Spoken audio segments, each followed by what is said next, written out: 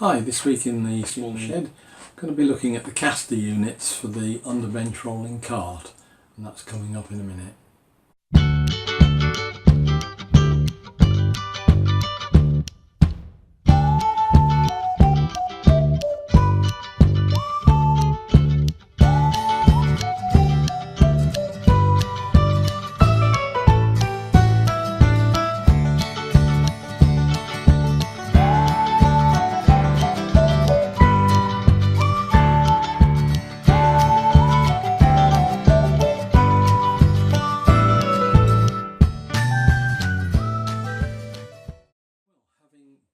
Built the framework, having designed the cart, it's time to put the castors on to make it mobile, and this is how I went about that.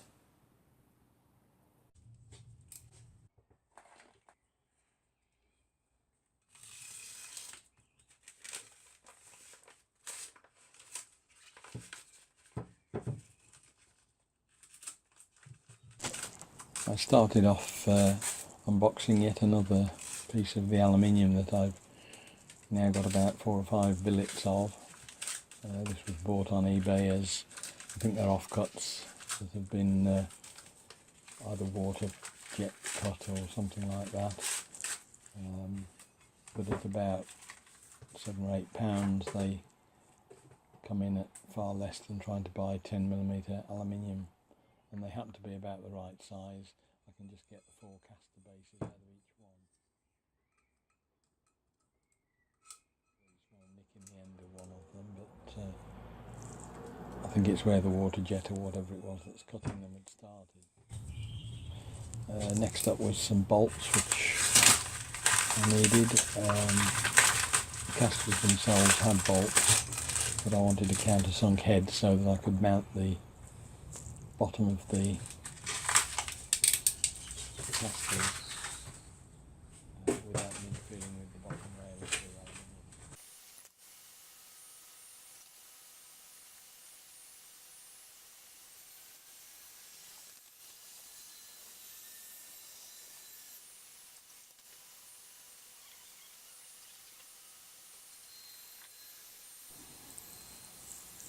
Next, the aluminium was marked out with a scriber to sort out where all the holes needed drilling and where the actual cuts were made to divide it into 4 panels.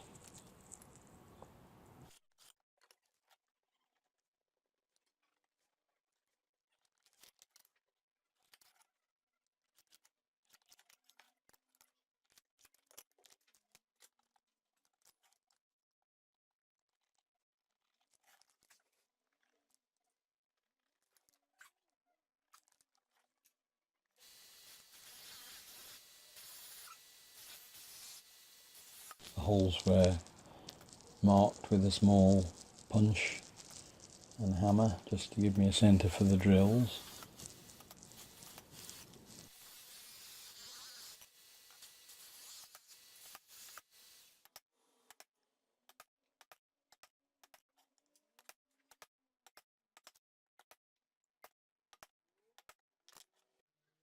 And then it was back to my second large shed at Manor Sheds over in Bromsgrove, where I could use the pillar drill there that's all set up and ready to roll and drill out the holes.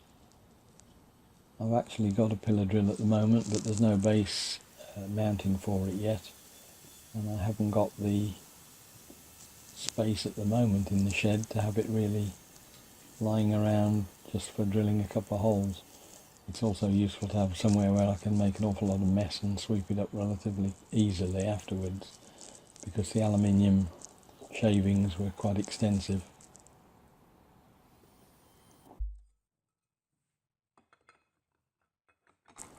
I decided I'd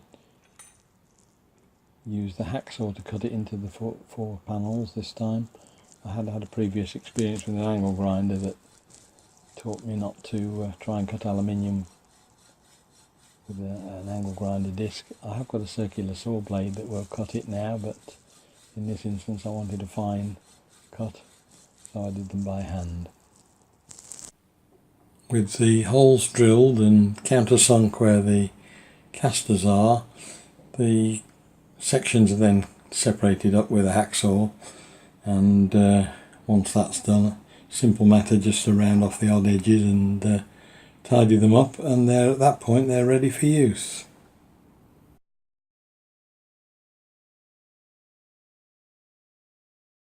And with countersinks on the holes for the castors themselves, I then ended up with a set of parts which were ready to assemble to put the whole thing together. So we'll just do a quick assembly on one of the castor assemblies. We've got the bearing plate that goes underneath for the aluminium system, and basically all it is screwing, bolting the castors on.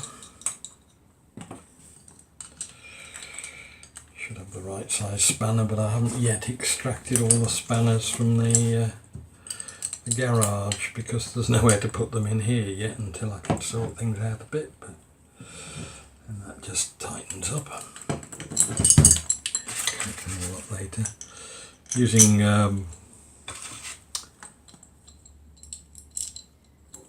nuts with the nylock nuts that hold themselves together without need for any spring washers or anything. With the countersinking in the aluminium plate, there's no protrusion above so that the aluminium can sit on top. The whole of the assembly is 80mm from base to the top, so in working out the height of the overall unit I've knocked 80mm off for that, and 80mm for the two sets of aluminium top and bottom, and the gap that's left in the middle is the area that will have the sustainers in it. So that's pretty much there.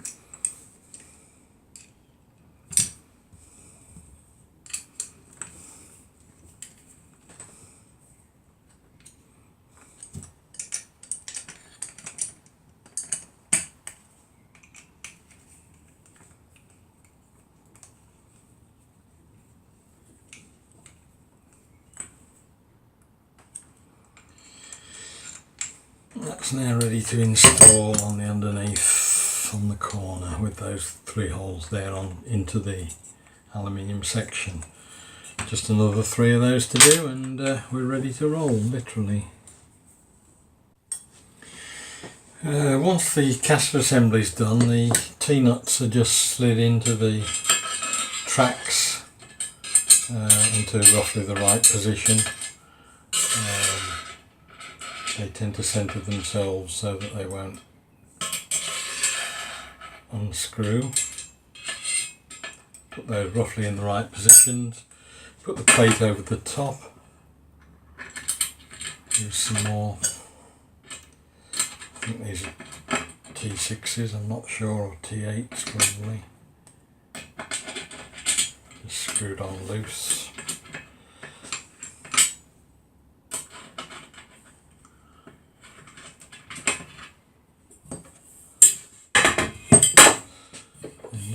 Tighten those up.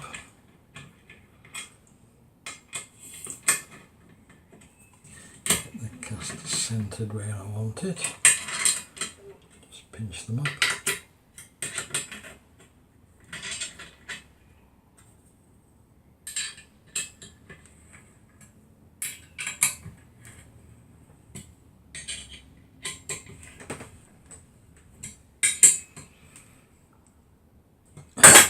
That's it, job finished. So that's ready now to start and take the full load. As I say, even with the overhang, there's still room to get the catch kicked down to lock the castors, if you like, if you need it that way. So we'll carry on and put the rest of the frame together now. I hope that was useful. If you've got any questions, just ask them in the comments below. If you want to like the videos, press like and subscribe. I hope to see you on the next video. Cheers now, bye.